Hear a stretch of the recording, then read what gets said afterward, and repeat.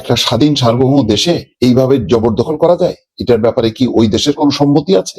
ওই দেশের কোনো সিদ্ধান্ত আছে? কিছুই তো নেই। এই ধরনের নির্লজ্জ আগ্রাসন এটা কল্পনাই করা যায় না। অদ্ভুত অদ্ভুত খবর আসছে দর্শক, আমরাও অনেক সময় তাল মিলাতে পারছি না যে এই খবরটা আপনাদেরকে কিভাবে দিব এবং কিভাবে এটার বিশ্লেষণ করব। সর্বশেষ যে খবর তাতে দেখা যাচ্ছে যে ডোনাল্ড ট্রাম্প নিজেকে ভেনেজুয়েলার ভারপ্রাপ্ত প্রেসিডেন্ট ঘোষণা করছে, অথচ প্রকৃত যে ভাইস প্রেসিডেন্ট তিনি হচ্ছেন ডেলসি রদ্রিগেজ, তিনি হচ্ছেন এখন ভারপ্রাপ্ত প্রেসিডেন্ট। মাদুরোকে যেহেতু আটক করে নিয়ে গেছে, মাদুরো এবং তার স্ত্রীকে, ভেনেজুয়েলার সুপ্রিম কোর্ট ভাইস প্রেসিডেন্ট, ওই দেশের ভাইস প্রেসিডেন্ট, নির্বাচিত ভাইস প্রেসিডেন্ট ডেলসি রদ্রিগেজকে দেশটির ভারপ্রাপ্ত প্রেসিডেন্ট ঘোষণা করছে। সেনাবাহিনীও সমর্থন দিচ্ছে। এই অবস্থায় আজকে ডোনাল্ড ট্রাম্প নিজের সোশ্যাল মিডিয়াতে বলছে যুক্তরাষ্ট্রের প্রেসিডেন্ট ডোনাল্ড ট্রাম্প নিজেকে ভেনেজুয়েলার ভারপ্রাপ্ত প্রেসিডেন্ট হিসেবে ঘোষণা করেছেন। রোববার নিজের সামাজিক যোগাযোগ মাধ্যম ট্রুথ সোশ্যালে একটি ছবি পোস্ট করে তিনি এই ঘোষণা দেন। ছবি পোস্ট করা ছবির নিচে লেখা 2026 সালের জানুয়ারি থেকে তিনি ভেনেজুয়েলার ভারপ্রাপ্ত প্রেসিডেন্টের দায়িত্ব গ্রহণ করেছেন। মার্কিন সামরিক অভিযানে ভেনেজুয়েলার নির্বাচিত প্রেসিডেন্ট নিকোলাস মাদুরো আটক হওয়ার এক সপ্তাহ পর ট্রাম্পের এই ঘোষণায় লাতিন আমেরিকার রাজনীতিতে তীব্র উত্তেজনা সৃষ্টি হয়েছে। চিন্তা করেন, এমনিতে ভেনেজুয়েলা আস্তে আস্তে মানুষ বিক্ষুব্ধ হচ্ছে, কারণ প্রাথমিক যে শোকটা ধকলটা তারা কাটায় উঠে এখন কিন্তু দেশ জুড়ে বিক্ষোভ হচ্ছে এবং লাতিন আমেরিকার আরো 6টা দেশ একইভাবে, কলম্বিয়া সহ সেই দেশগুলোতেও খুব বিক্ষোভ চলছে। কারণ সবাই এখন শঙ্কা করছে যে আস্তে আস্তে হয়তো এই আগ্রাসনটা আরো বিস্তৃত হতে পারে।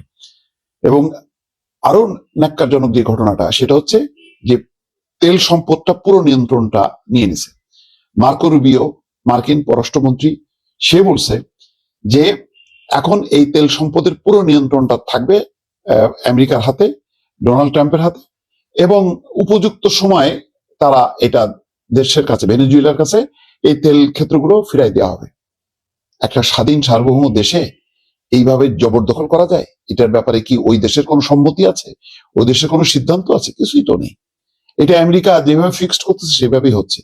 তা আজকের সভ্যতার এই যুগে এই ধরনের নির্লজ্জ আগ্রাসন এটা কল্পনাই করা যায় না। এক সময় বহু বছর আগে, 200-400-500 বছর আগে, তখন এক দেশ আরেক দেশ দখল করত, এটা ছিল মানে যুদ্ধ করে করে সে দখলে আনতো, সেটা ছিল এক পরিস্থিতি। ওই পরিস্থিতি কাটায় এখন সভ্যতার এই যুগে, যেখানে জাতিসংঘ আছে, যেখানে সদস্য রাষ্ট্রগুলো স্বীকৃতি আছে, প্রত্যেকটা দেশের নিজস্ব স্বাধীনতা, সার্বভৌমত্ব বলে একটা কথা আছে, সেগুলি সবকিছু এখন ধ্বংস হয়ে গেছে ডোনাল্ড ট্রাম্পের উচ্চাকাঙ্ক্ষার কাছে। এই যে দেখেন গ্রিনল্যান্ড নিয়ে কি হচ্ছে।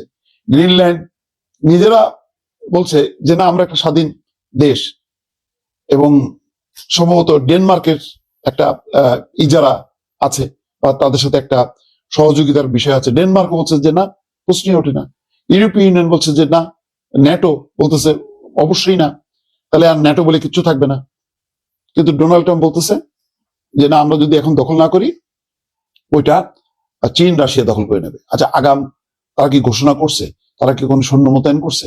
কি করছে? বরং সেখানে একটা আমেরিকান ঘাঁটি আছে গ্রিনল্যান্ডে, এখন ঘাঁটিতে সন্তুষ্ট হচ্ছে না, বা চুক্তি হবে যে ঠিক আছে এটার আরো 100 বছর মেয়াদে, না, তাও না, পুরো গ্রিনল্যান্ডটাই তাদের লাগবে। ঘুরে ফিরে কি ওই যে গ্রিনল্যান্ডে যে খনিজ সম্পদ আছে সেই সম্পদ তাদের চাই।